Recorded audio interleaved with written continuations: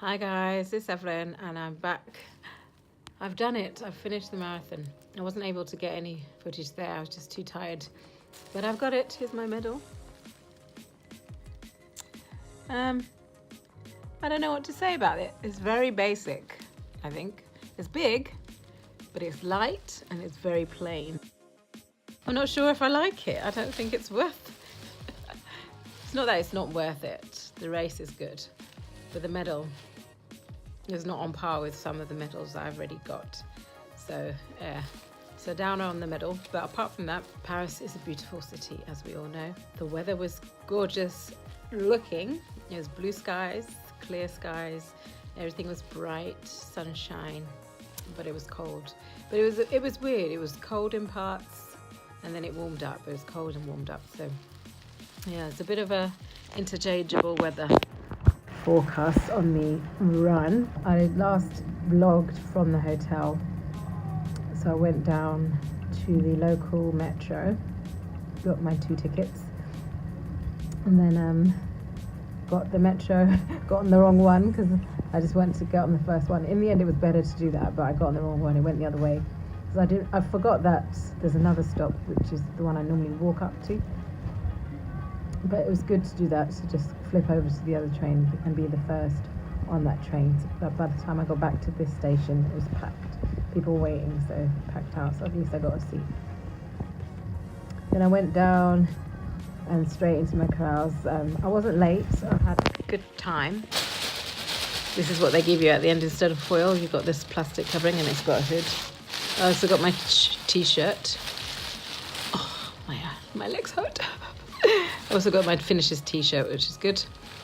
It's basically the same as Manchester, and it's Asics as well, so did they just keep the same t-shirt lot and change the front? That's what I reckon. Got into the corral. It was basically empty when I got there because I was in good time, and the train metro was only like 15 minutes tops, and that's because I went the wrong way and then came back. And then it was about a 5-10 minute walk to the actual location of where I needed to stand, but it was on Champs-Elysees. It was really weird. It's quite funny. I came out of the station, walked down this road, and then suddenly I was in the middle of the Champs-Elysees. The Arc de Triomphe was just behind me. If I hadn't turned around, I wouldn't have realised it was there. And I know obviously it's marathon day, so it's quiet, but I was just expecting this huge hullabaloo of cars and stuff, because the last time I came to France, I was in a taxi around there, and I would never drive here in normal times. Gosh, it was a nightmare. But it was quiet. I mean, there was a few buses going through, and cars, taxis really. But apart from that, it was quiet. You could just cross over quite easily. So I'll insert a picture of the Arc de Triomphe here. What else? But yeah, so then you just walk along to the other side of the Champs-Elysees, and as you keep going down, you see the Arc de Triomphe behind you. And because I was in the back corral, I didn't have far to go, so I made it in good time. Probably had to wait for about an hour or so before we started moving forward. I think they must have started around, so we didn't have to be in our corrals till 9:40. I'm sure I got there about 9ish, and then they started the first groups from about, I would think about 8:30 or 9.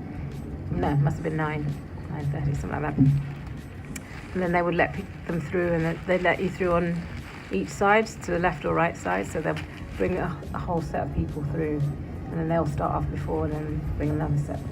So then we kept on moving forward, and then probably about 10:10 I started. That was fun, waiting around, listening to music and stuff, but it was a go time.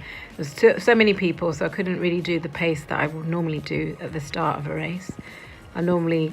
Which is probably a good thing, but I normally will start around 5:50 minutes per kilometre. But I think my first few were over 6:15, so 6:15 or 6:20, which is actually more than what I wanted to do, because my average overall is supposed to be 6:15. So starting off slower, and I know after the marathon goes through at the end, I'm slower always. So I didn't want to start that slow, so tried to weave my way around, and then I realized probably weaving my way around I ended up being 300 meters longer than it should have been. which doesn't matter in the whole scheme of things, but that last 300 meters, when you watch clicks that you've done a marathon, and then you've got another 300 meters to go before you actually get to the end of the marathon officially. It's not good. That 300 meters took forever. But it was a good start. You saw loads of this typical Paris sites. We passed the Louvre. What else did we pass? Obviously the Arc de Triomphe is behind you. The Place de Concorde. This column, which is like Nelson's column. I can't remember who it is. It's like a column and it has somebody at the top. And I can't remember what it's called. You pass that. You pass a museum, another museum, not the Louvre. And they've got gorgeous architecture around Paris. It's beautiful, absolutely beautiful. So running that first, say 10k, I think was the best, I think. And then the last 7k was okay as well.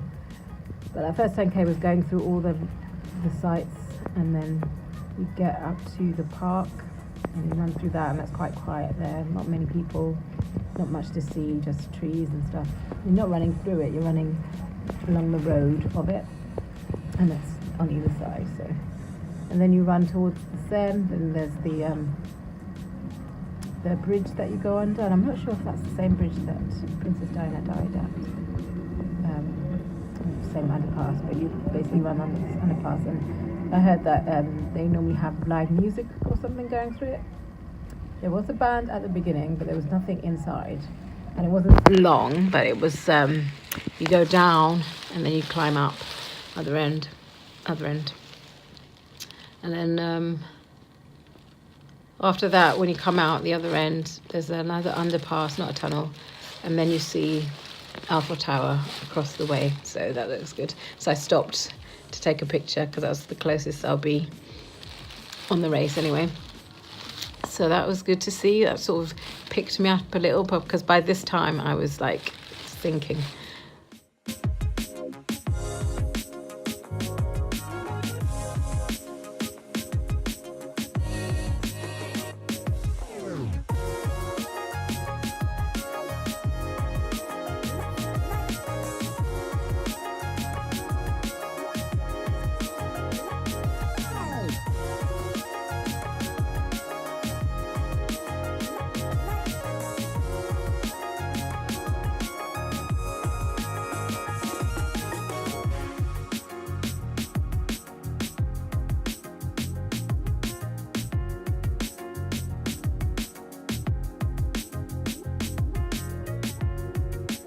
I thought I was starting off well. I think I did my first 10k in about an hour. I did the second 10k in about an hour and 2-3 minutes, which is a bit too much than I normally do. And then everything just went to pot. I ended up having to walk. So I was going to do the 100 meters walk, 900 meters run. And it ended up being 100 meters walk, 400 meters run, 100 meters walk, 400 meters run. So that slowed my pace right down to like 7 minutes 15, 7 minutes 10 per kilometer, which is not good at all.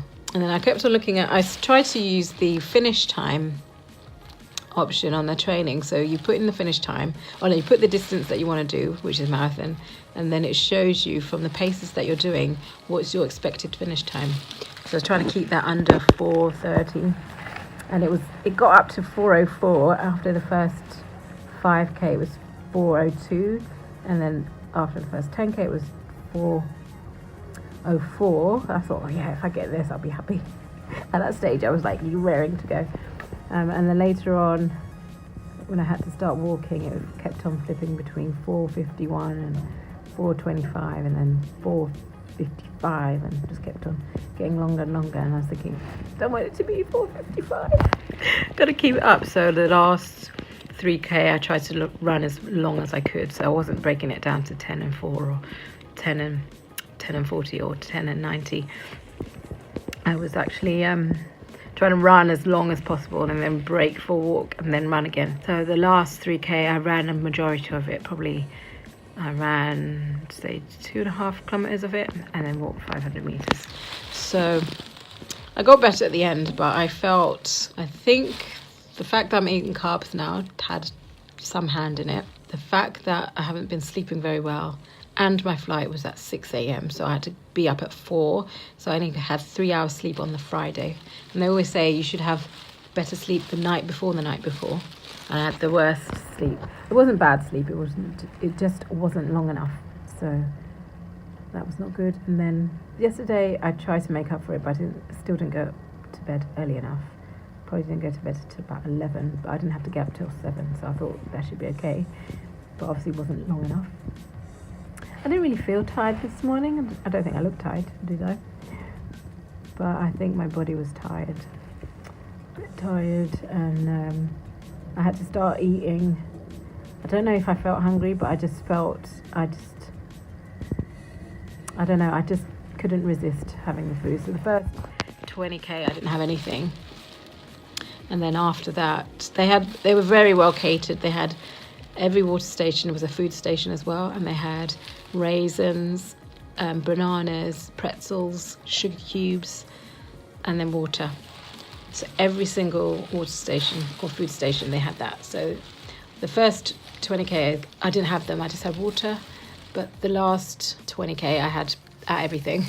I just had pretzels the first few times, and then banana and pretzels the last few times. So, and then they also had a food station at the end after you walk through as well. So you didn't really have a goodie bag. You got your t-shirt and this poncho Mac thing, and then you had your medal collection later on.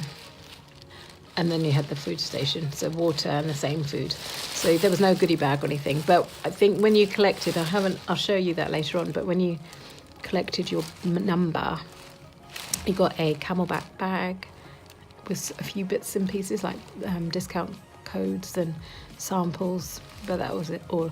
But it's good to have it's not, I don't know if it's made by Camelback, but it's basically that without the water reservoir in it. Another marathon completed. It was a good marathon. I don't think I'll do it again. I think it was harder than I thought it would be. And when I looked at the elevation, it was on par with Loch Ness. It was about 211 meters, and Loch Ness was 244. And I wasn't expecting that at all. Although I had done Gade Valley, which is quite hilly, it was actually 244 elevation gain. But I knew that I did the training, so I did it.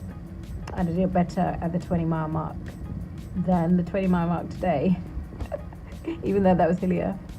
But obviously I wasn't prepared. I think my training cycle and the fact that I didn't vlog it as well, that probably had something to do with it. All these things work together, don't they? Yeah, so I need to sort that out for next year. I mean, I have Belfast, but I'm not going to obviously do another cycle. I think I'll just maybe repeat the last 3 weeks. So this class is as my 20-mile longest run, and then I'll just repeat all the runs from that 20-miler, which is, sorry about that.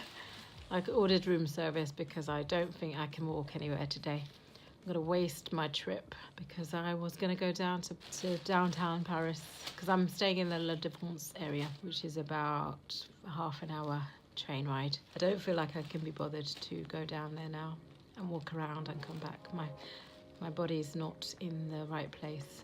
So maybe if I refeed and then see how I feel, and then maybe tomorrow I'll get up early and go and see the sights for a little bit before I leave. So that's my plan. But anyway, what was I saying? I can't remember. So it was a good marathon, very hilly. It wasn't seemingly hilly, but there was a lot of ups and downs, but not really fall downs. It felt more flat and up than going down as well. But good marathon, not so good medal. Good. This is the pack I was talking about earlier. So it's like a camelback.